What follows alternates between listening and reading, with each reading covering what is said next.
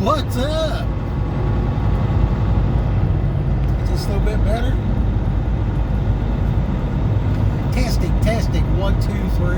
Look at those trees. Can you hear me now? Good. I don't know how good this is. I was thinking about flipping it upside down, but I think they're redoing my mount. So, got the load, went to get the load, nobody's there. They said, I showed up a day early, so go back over there. But yesterday was the Sabbath. They worked the schedule where I did not have to work on the Sabbath, and I did not realize it. I showed up the wrong day, mad at them, blah, blah. Just, like, what's the chances of me getting that wrong, you know? Date, address, appointment time, you know what I mean? Like, my main things. And that's what I messed up, right? And then, sat there yesterday all poopy pants. Can't get the equipment looked at because it's Saturday and can't get a hold of nobody. And it's Saturday, it's holiday on top of that. And then, man, I read Luke, the Gospel of Luke, and rested, ate good. I was reading about Jesus.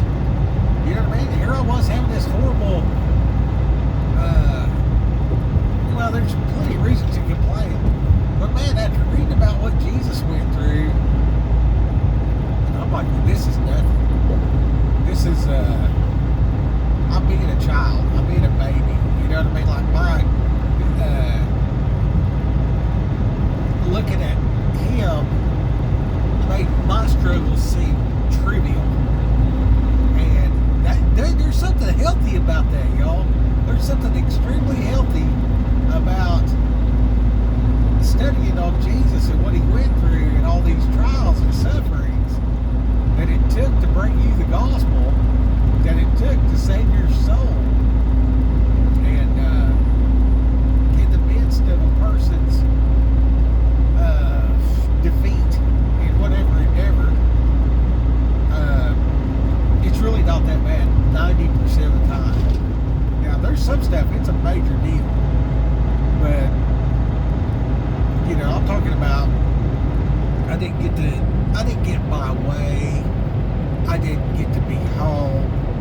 You know, I don't, you know, I look at these other people and, you know, their life seems so perfect. They get the day off on Labor Day. And I mean, you just find 1,000 things going through your head.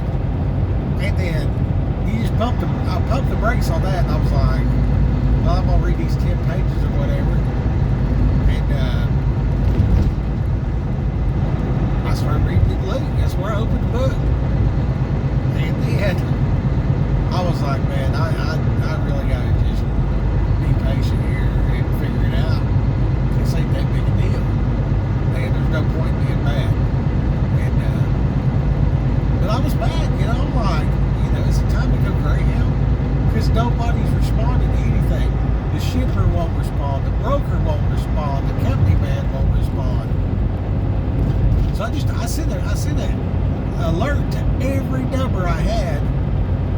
I was just taking screenshots of who responded, you know what I mean? I did finally, after it got dark, the night dispatch came on, and they were able to make assistance, and yeah, which really was no help at all because everybody in the area of Saratoga Springs, New York, they were all taking the day off because it was Saturday on Labor Day weekend. It's 7 o'clock at night. You know, during the day, all these places could have helped, but I can't pay them, and I can't take the money out to pay them myself to be reimbursed because I recently helped some other people. You know what I mean? So I'm kind of tight on the one hand. On the other hand, I was kind of poopy pants, so it ain't my place. I'm a company driver. If the trailer needs fixed, then it's on them to fix it. But it actually helps me if I fix it, blah, blah.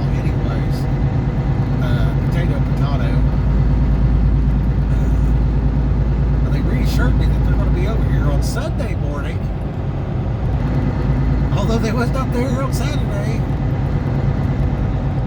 But this was a good drive on the way over. And I heard this thing yesterday morning about the tribes of Israel and this whole way of thinking where you specifically realize what the Bible's speaking to Abraham.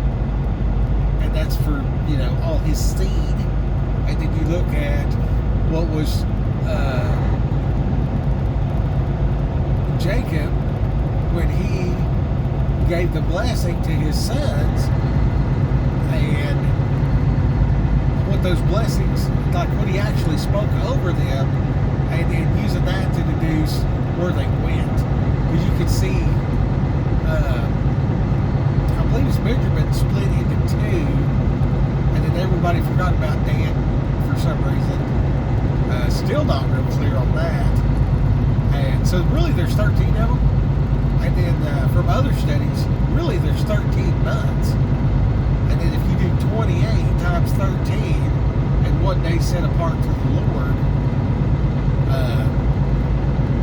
that's a thing. That's 365.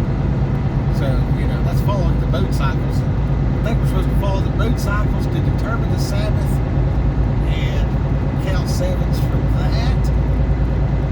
Not sure on that as well. Still trying to figure that out. And then what did the Bible say to the Jew versus Israel? Because there was the southern tribe and the northern tribe at one point. They were all together. And then there was two, and then they kind of scattered out everywhere. And this guy did a pretty good breakdown about stuff or whatever. And he said there was something in a book from the 1800s where the guy was addressing the church and said something along the lines of, well, if you apply everything to the seed of Abraham, you're gonna look at the Bible in a certain way.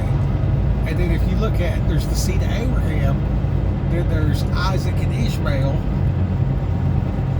type of deal.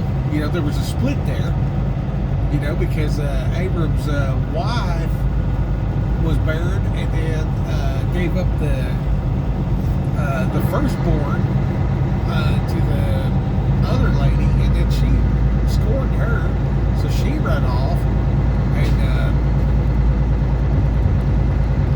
or was sent away. Actually, she didn't run off; she was like kicked out. It was like in the wilderness with the baby, and the angel came and all kinds of stuff to help her out. So that was a thing, and that went on to become, whatever it became. And then we got, Abraham, Isaac, and Jacob. That's traced, and there's 13 tribes out of Jacob. Okay, so you got Abraham, and then he got Isaac, and then Isaac's kid, Jacob. Well, this kid that went off out in the wilderness because his mom got kicked out, I'm not sure what happened to that group of people. And so there's a bunch of us, you know what I mean? They're everywhere. And we're kind of related, and we're kind of like studying the book, and then Jesus is the line of the tribe of Judah. You know what I mean? And then there's like the Gentiles, and then in my head it's like, okay, well, at baptism and everything, we're adopted in, according to the New Testament, we're adopted into the family, and that makes us tribe of Judah, I believe, because Jesus was out of the line of Judah. So what was said specifically to Judah is a thing, and then am I adopted in, or is that, added on later? And all these affect these requirements of a man. And trying to figure out what all this stuff is an incredible journey to try to, like, if you're going to be a good husband to your wife, you got to know stuff about her. And then if she's going to be a good wife, she's got to know stuff about you. And there's got to be a relationship. and there's got to be I gotta stay in my lane. After half a mile, turn right. So in Ephesians, I believe it's chapter 5, talks about marriage, and he specifically says, but I'm talking about Christ and the church. So that is for use in the marriage where I'm the husband of my wife, and it is also for use in the fact that I'm in the role of wife, not like in a sexual manner, but in a turn right onto Broadway. in a manner of obedience and submission. So God is my covering; He is my husband. So that is the thing, you know, and that part comes to my mind where it's like, depart from me, I never knew you. And that is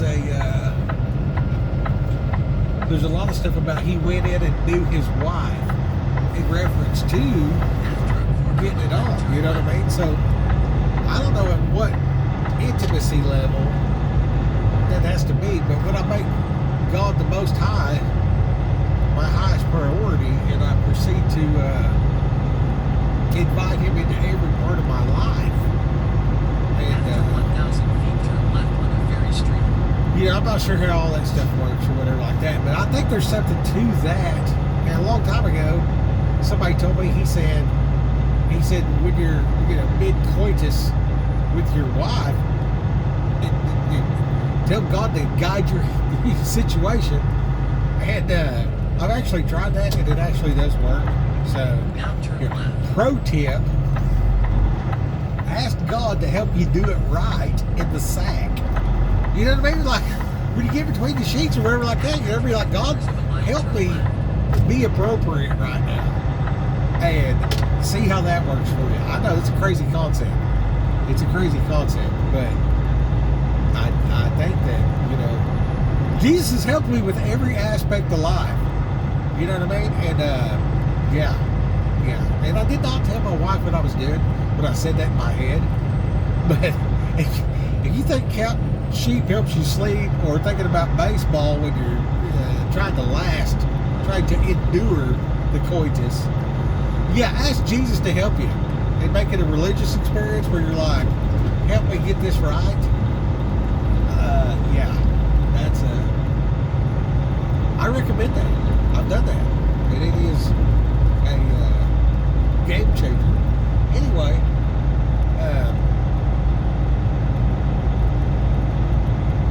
so I made that link or whatever. I'm driving back over here to see if I can get loaded, and I think I'm almost there actually. Man, I wish I went this way yesterday. Yeah, this is that crazy turn. See? Now here I am talking about Jesus. Oh, at the truck stop, ran into a guy last night. I was taking trash out, and I ended up talking with this guy, and he was in need of encouragement and a friend, and I was able to talk with him about trucking and life, and you know, he's been battling addiction and stuff, and got to hear him out on some stuff. And I don't want to say too much whatever, but it was a great ministry, and he was raised Southern Baptist, and I was able to give him a Bible and give him some hope. He's definitely towards he ain't gonna live very long, we'll just say that. And to give him hope that, hey, you know, you actually can get out of that truck and walk around and regain your health. You know what I mean? So pray for Saratoga Trucker to be healed of his ailments. We'll just leave it there to respect dignity. So the Saratoga Trucker, if you're out there and you're hearing this, you know who you are.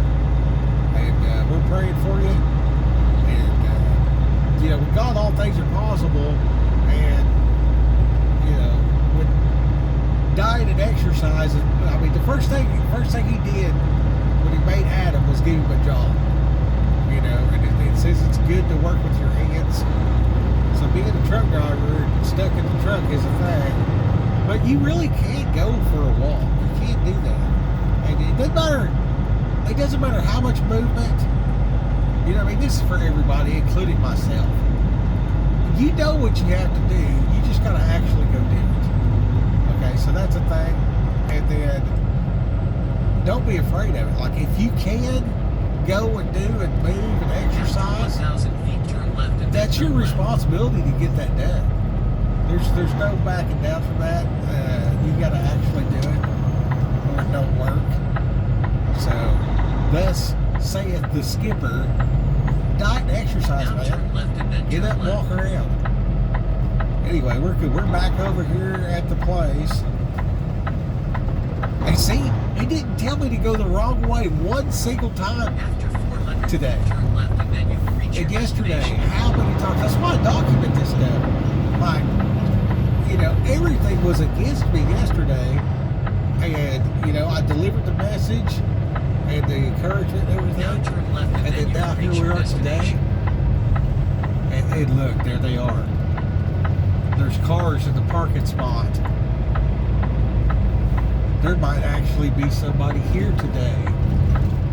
I'm about 30 minutes early because that's just the way I roll. And After I see a lot more 400 smoke feet, coming out today. So they're definitely cooking. They got something cooking. And all right then. I'm gonna go in here and see if I can get loaded.